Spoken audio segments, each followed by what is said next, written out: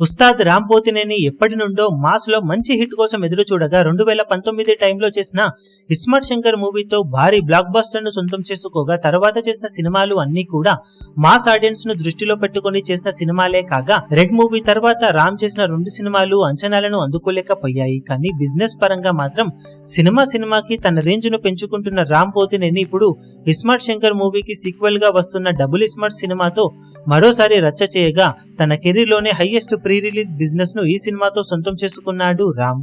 48 కోట్ల రేంజ్ లో pre release business ను సొంతం చేసుకున్న ఈ సినిమా 49 కోట్ల రేంజ్ లో బ్రేక్ ఈవెన్ టార్గెట్ తో బాక్సాఫీస్ బరిలోకి దిగుతూ ఉండగా ఓవరాల్ గా రామ్ నటించిన రీసెంట్ మూవీస్ లో హైయెస్ట్ బిజినెస్ అందుకున్న ఈ సినిమా మొత్తం మీద రామ్ నటించిన recent 5 movies pre release business లెక్క కూడా సెన్సేషన్ ను క్రియేట్ చేస్తూ 166.5 కోట్ల మార్కును అందుకొని మీడియం రేంజ్ హీరోల సినిమాల పరంగా one of the most consistent pre release business ను సొంతం చేసుకుంటున్న హీరోగా దూసుకుపోతున్నాడు రామ్.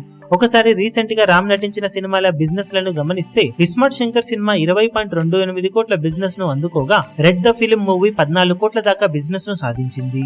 ది వారియర్ మూవీ 38.10 కోట్ల బిజినెస్ ను సొంతం చేసుకుంటే స్కందా మూవీ 46.2 కోట్ల దాకా బిజినెస్ ను అందుకుంది. ఇప్పుడు డబుల్ స్మార్ట్ సినిమా 48 కోట్ల రేంజ్ లో బిజినెస్ ను సొంతం చేసుకోగా మొత్తం మీద లాస్ట్ 5 సినిమాల బిజినెస్ లెక్క 166.58 కోట్ల మార్కును అందుకోగా యావరేజ్ గా ఒక సినిమాకి ఇప్పుడు బిజినెస్ 33.31 కోట్ల రేంజ్ లో సొంతమవుతూ ఉండటం విశేషం.